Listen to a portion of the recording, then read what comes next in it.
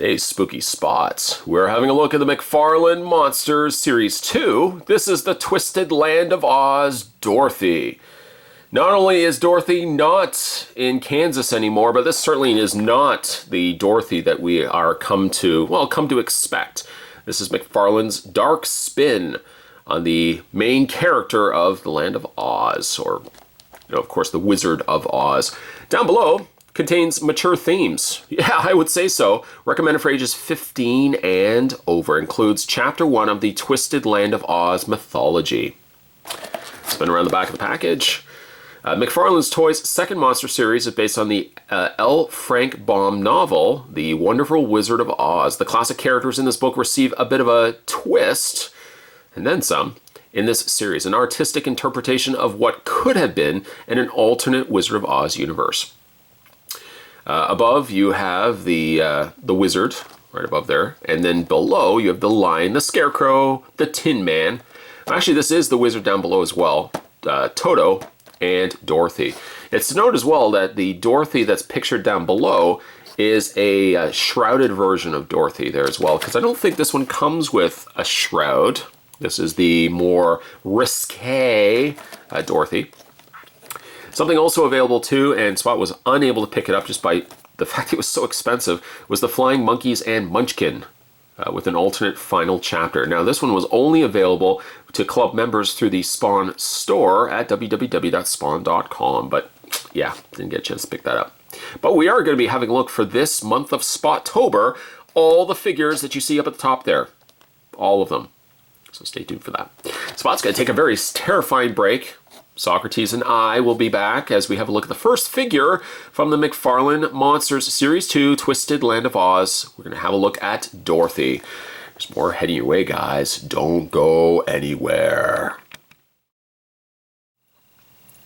To get access to the twisted tale of the Oz story, you actually have to take the insert out of the clamshell where the figure is. So basically the Dorothy would be in the front here. And then this, there you go, that's a better idea. Dorothy would be right here. This would be the side of the package, the side there. So you have to be very careful to pull this completely out if you want to access the story. The story is on the inside, and I'm not going to go ahead and read all of it because there's just so much involved in it. But as you can see, it starts with Dorothy, and it continues on Chapter 2 with the lion. And there's some artwork there as well, and it shows you just, basically all of it is just photography of the character itself. And then there's the image there of Dorothy. I'm sure probably on McFarlane's website you could probably find the story. Again, it's such a long, lengthy read. I'm just going to put that to the side in the meantime. Okay, so let's have a look maybe at her display stand first, and then we'll kind of go from there. I guess this could have at one point been the Yellow Brick Road. It in turn now has been more dingy and it's been let go, I guess, over the course of time. The bricks, while more arranged before, this Twisted Tale of Oz has the Yellow Brick Road more just as fragments, or almost seems like shattered chunks of different brick that have been aligned very I guess, roughly put together to form a pathway. It does not really come across more like bricks, and I would just say more like just shards of stone. It's got a slight yellowing to it, but it's almost more so a brownish, almost dingier gold color. On the underside, to tell you how old these figures are, 2003. 2 peg holes on the top. One, I was going to say one does support the Munchkins, but the Munchkins don't have holes on them. Instead, it's actually solely for Dorothy. Or I guess, if you want to connect the additional characters to it as well. Because, I mean, they all going to come with continuations of the road. You could offset them so that, Dorothy's leg will carry over to the next part of the brick road, and so on and so forth. So just put that right there. We'll look at, we'll look at Dorothy in a second. Let's look at the Munchkin first. I say Munchkins, actually it's 2 of them. One bears a somewhat eerie likeness to Freddy Krueger, more just with a mangled, almost burned face. He, I guess, serves as the riding tool to the more controlling Munchkin on the top there.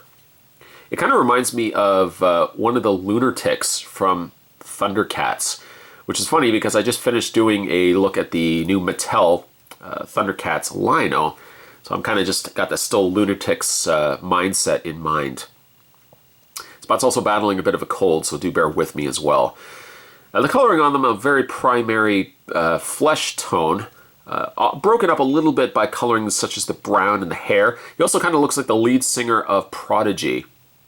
I'm sure the lead singer is not watching this video, but if he was, he probably would not take that as a compliment. I like the twisted, I've always loved the twisted interpretations of McFarlane toys, this one being no different. He has a slight bondage look to him as well. Again, with the strap, he's got slightly curled shoes. Very, very cool though. Very cool, very, very cool piece. There's no posability on these guys. They're just all rubber, just a pre-posed sculpture, so to speak. And he has one hand that's open. That's going to be holding Dorothy's hair. The other hand, though, has a partially closed fist. That's because he also comes with a branding iron. Now, what has he branded? Well, we'll get into that in a second. Branding iron has a very thin feel plastic to it, so be very careful with that. Go ahead and put that into his hand. Just like that. I hate forcing stuff into hands. I always feel like they're gonna break, but there you go. You can fit that into his hand. And what will he be branding, you say? Well, let's segue that to Dorothy. Put the Munchkins there for a second. All right, so let's have a look at Dorothy. Wow, wow, wow. Dorothy is... she's certainly a far away from home. I don't know if this is what Dorothy looks like in Kansas, or is this what now the Munchkins have done to her since she has arrived to the wonderful land of Oz. She does have a rope that's coming out from her that doesn't really attach to anything, because as you can see, her hair lines up to that of the Munchkin. The Munchkin basically is domineering and controlling the blindfolded or hooded, I guess masked Dorothy. And her hair just basically sits inside the grasp of the controlling Munchkin. Now we were talking about this little branding iron. I don't know if you can make it out. It looks like it's backwards. It says Z and O. Well, obviously when you press it against something, it will correct itself. That's because he's branded the side thigh of Dorothy there with Oz. In fact, he might have also just recently did that, as there appears to be redness around the branding. I would imagine she's being held against her will. She's got the keys to the Emerald City on the top there. She's wearing it just as a necklace on real chains, which is always something that I commend McFarlane for. They always, Spawn is obviously is the given, but they always give you real chains when it comes to anything chain related.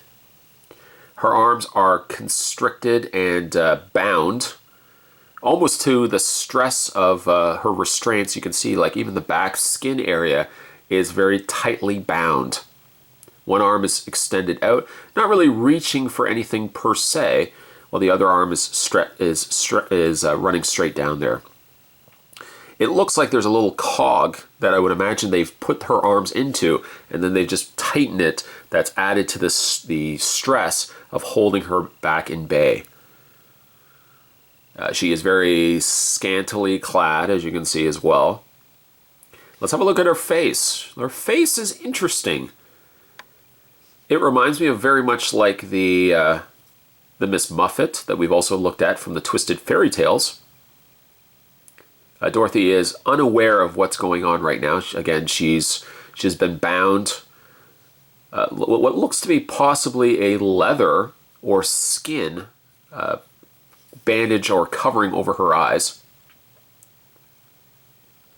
Her skin is very pale, I also might add, with very ruby red lips. Now, speaking of ruby red, she doesn't have the ruby red shoes. Of course, those are gone. Instead, what she does have is these platform, what appears to be almost like Doc Marten military boots. I love the platforms because they almost look like they light up. There's a translucency obviously through them, and you can see that there's just like this speckled glitter that's going through the platform portion of her boots. It's a really neat looking effect. I don't know if the planned intention was that these supposed to look like they light up, but it almost looks like, I can almost feel like they would pulsate light, like a laser light show. Dorothy's articulation, yeah, she doesn't have much. She has basically her head. That's about it. Generally, though, when you are picking up McFarlane Toys figures, I was going to say statues, that's basically what they are. They're statues. You don't get much posability out of them, but the traded end result, though, is you do get a really cool-looking statue. They are, at times, a little more on the fragile side. Fragile ends being the rope that attaches to the back of her, I guess, constraints, so to speak. And I feel also that her hair could pose a little bit of a loose factor down the road. But the figure looks really cool if you are into the twisted version, the twisted mindset of McFarlane Toys. It's also noting as well that she has a ring on her finger. I wonder if that necessarily means anything. Like she's going to be presented, so to speak, to the wizard. But I do like the look of the piece. It's deranged, I admit that, but it does have an interesting spin on the classic Wizard of Oz tale. Today's spooktacular spot, we were having a look at the very first figure from the Land of Oz, the Twisted Land of Oz. This was Dorothy. Stay tuned, guys. Spot's going to have more spooky spots head to you this month of Spottober. As always, thanks for watching. See you next time.